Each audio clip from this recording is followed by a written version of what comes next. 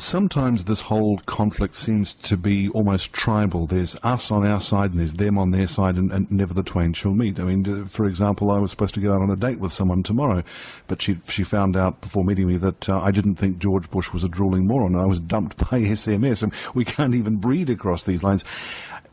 Based on your experience, can we cross that division? Are there ways that we can get our message across to people on the other side in such a way that they'll actually understand it and go along with us? What's the best way to punch through this wall?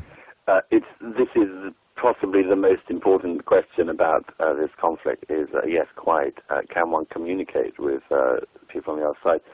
The answer briefly is we have to. I mean, we have to be able to. There are not enough people at the moment who get the fact that there are people out there who hate us and want to kill us and have already done so.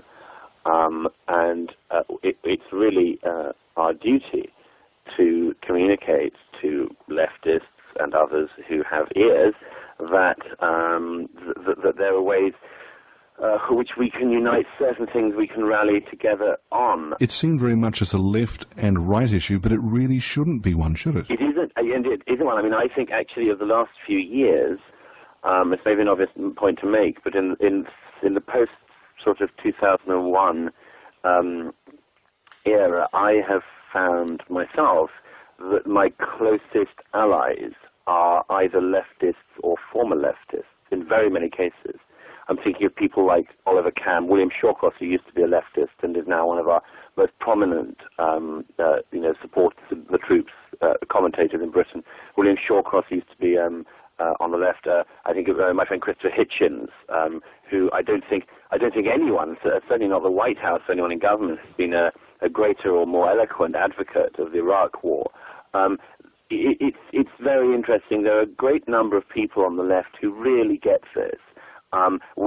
What their constituency is, it's impossible to tell, but we have to get people like that on side, and we have to keep them on side. And we can disagree on welfare benefits, we can disagree on taxation, we can disagree on all these things, but if we can have common cause on the one big thing, I mean, this is the most important thing of our era, this is the most important aspect of our time.